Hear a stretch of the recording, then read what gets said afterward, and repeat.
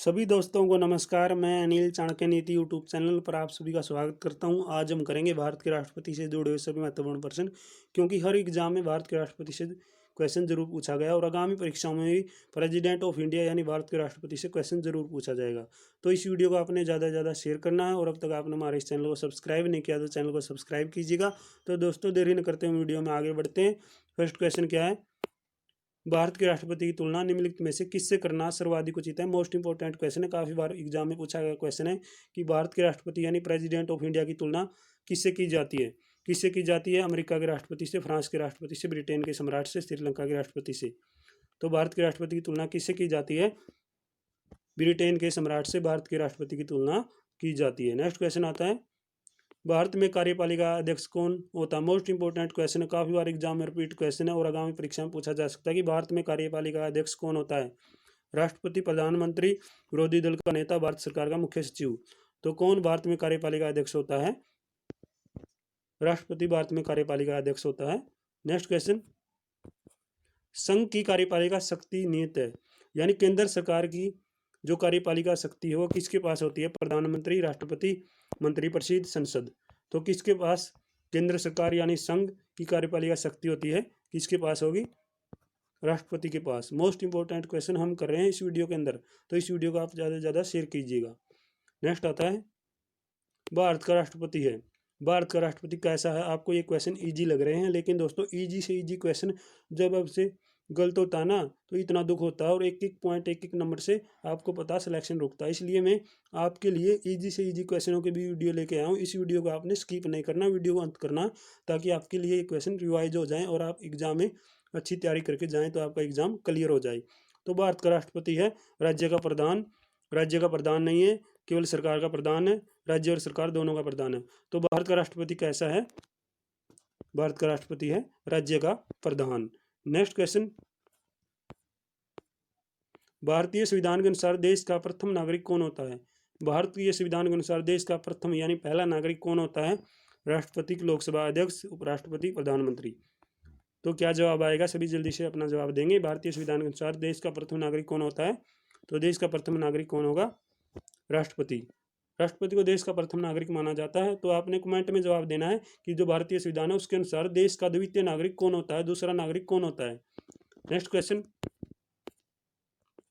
भारतीय संविधान के अनुसार संघ यानी केंद्र सरकार की कार्यपालिका शक्ति किस में नियत होती है, यानी किसके पास होती है? दोबारा से रिवाइज हो गया क्वेश्चन। भारतीय संविधान के अनुसार संघ यानी केंद्र सरकार की जो कार्यपालिका शक्ति है वो किसके पास है? प्रधानमंत्री, राष्ट्रपति, संसद, मंत्रिपरिषद। इसका जवाब आप कमेंट में दीजिएगा और आपने इस वीडियो में कितने क्वेश्चन सही किए हैं उसका भी जवाब आपने कमेंट में देना है। नेक्स्ट क्वेश्चन, भारतीय संविधान के अनुसार देश की तीनों सेनाओं का अध्यक्ष, थल सेना, जल सेना, वायु सेना का अध्यक्ष यानी सुप्रीम कमांडर कौन होता है? कौन होता है? राष्ट्रपति, उपराष्ट्रपति, थल सेना अध्यक्ष, फील्ड मार्शल। तो कौन भारतीय संविधान के अनुसार देश की तीनों सेनाओं का अध्यक्ष या सर्वोच्च कमांडर होता है? तो भारत का राष्ट्रपति होता है। ये भी काफी बार एग्जाम में पूछा गया क्वेश्चन है। नेक्स्ट क्वेश्चन आता है, भारत का राष्ट्रपति होता है। भारत का राष्ट्रपति कैसा होता है? भारत का वास्तविक शासक, राज्य का संवैधानिक अध्यक्ष, राज्य और सरकार का अध्यक्ष, बहुमत दल का नेता। तो भारत का राष्ट्रपति कैसा होगा? भारत का राष्ट्रपति होगा संवैधानिक अध्यक्ष। दोस्तों ये क्वेश्चन ऐसे भी आ सकता है कि राज्य का संवैधानिक अध्यक्ष कौन है?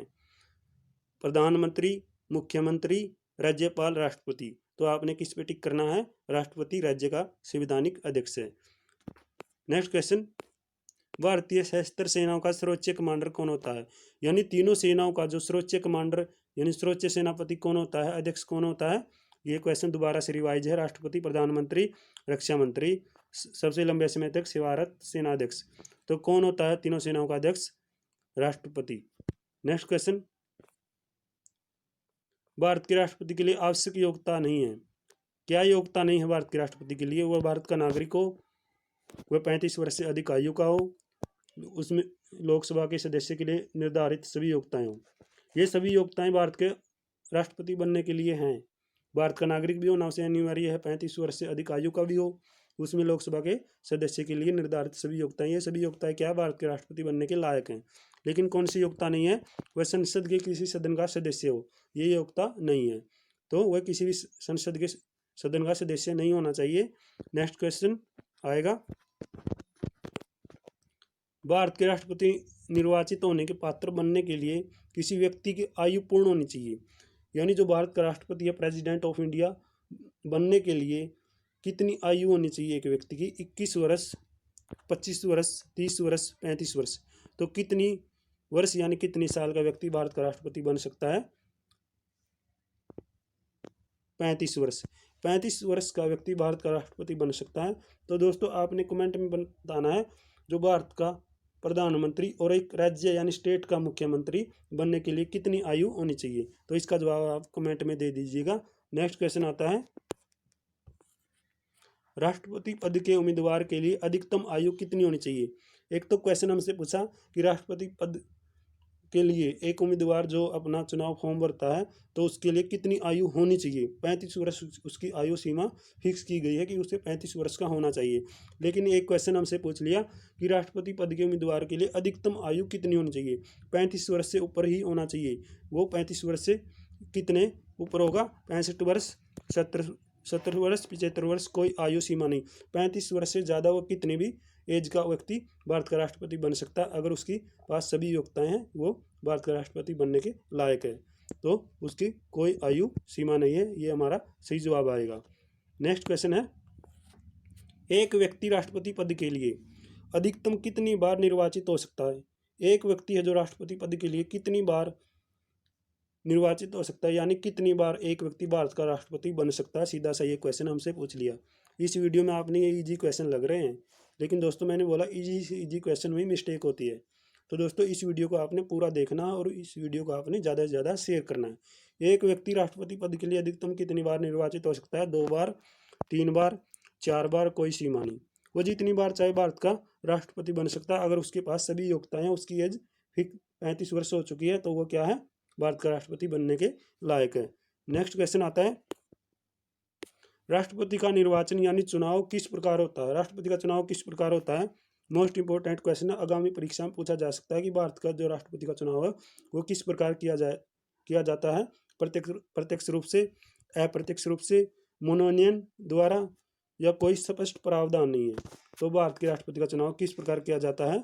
सभी जल्दी से अपना जवाब देंगे और आपने कमेंट में जरूर बताना है कि आपने टॉप 20 क्वेश्चनों में से कितने क्वेश्चन सही किए हैं। तो भारत के राष्ट्रपति का चुनाव किस प्रकार होता है? अप्रत्यक्ष रूप से भारत के राष्ट्रपति का चुनाव किया जाता है। नेक्स्ट क्वेश्चन आता है,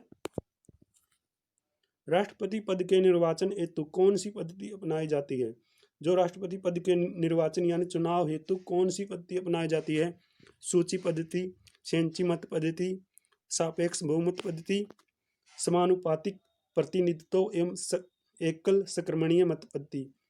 क्या बोला? समानुपातिक प्रतिनिधित्व एवं एकल संक्रमणीय मत पद्धति। तो क्या जवाब आएगा? यही जवाब हमारा सही होगा। समानुपातिक प्रतिनिधित्व एवं एकल संक्रमणीय मत पद्धति हमारा सही जवाब आएगा। नेक्स्ट क्वेश्चन, राष्ट्रपति पद के चुनाव संबंधी विवाद को किसे निर्देशित किया जाता है।